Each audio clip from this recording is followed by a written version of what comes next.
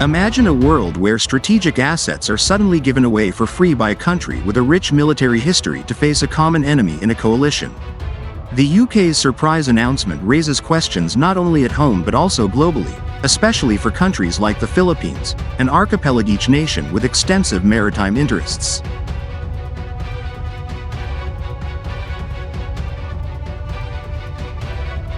Welcome to Pinoy Guard. In today's video, we discuss the UK's military budget cuts announced by Defence Secretary John Healey and explore how these changes could present unexpected opportunities for the armed forces of the Philippines. Stay tuned as we unpack the complexities of modern defense funding and its regional implications.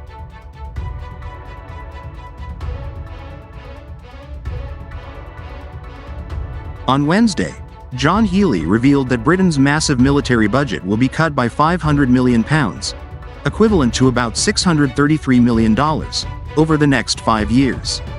The decision will see several Royal Navy ships decommissioned, with two iconic amphibious assault ships, HMS Albion and HMS Bulwark, set to be retired in March 2025. But it doesn't stop there. The announcement also includes the retirement of 14 older Chinook helicopters and the fleet of Watchkeeper Mk-1 unmanned aerial systems currently used by the Army.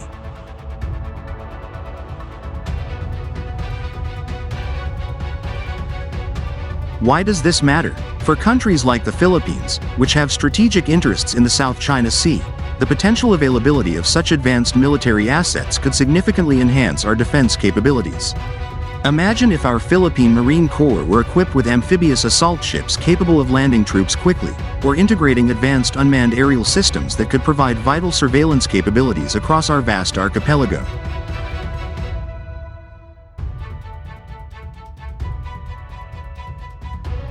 The decommissioning of these assets presents an opportunity.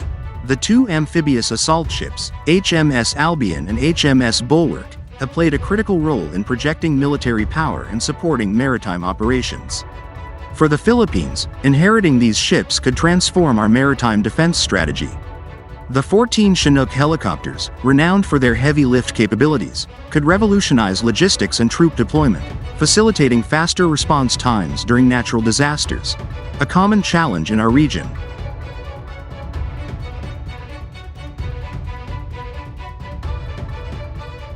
In addition, the retired Watchkeeper Mk-1s could enhance the Philippine military's surveillance capabilities, which are essential for monitoring maritime boundaries and conducting counter-terrorism operations on remote islands.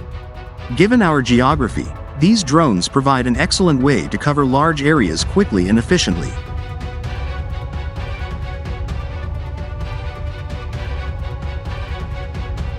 However, acquiring this technology is not as easy as it sounds. There is a complex web of logistics, budgeting, and strategic partnerships to navigate. For example, we can see similar cases where countries have successfully modernized their fleets through profitable purchases of decommissioned military hardware.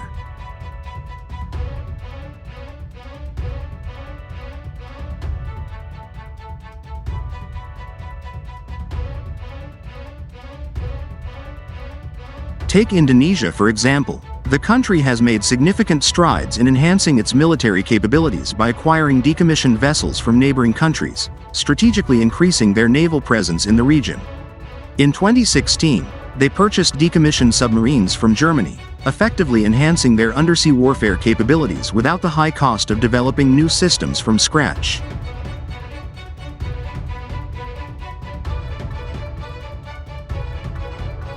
Applying this model, if the Philippines can foster strong diplomatic relations with the UK, we may be able to negotiate for these advanced military assets as part of an aid package or military cooperation. Such an approach could give us a leap in our capabilities while strengthening our strategic relationship.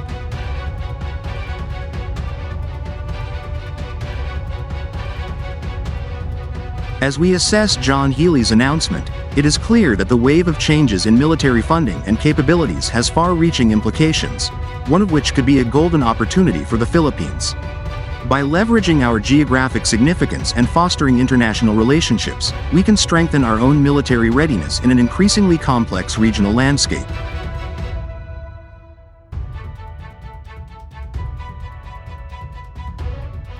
Thank you for joining us today on Pinoy Guard. As always, we would love to hear your thoughts on these developments. Do you think the Philippines should pursue the opportunity to acquire these assets? Or do you think we should focus on developing our own technology? Leave your comments below and don't forget to like and subscribe for more insights on military developments. Until next time, stay tuned and stay informed.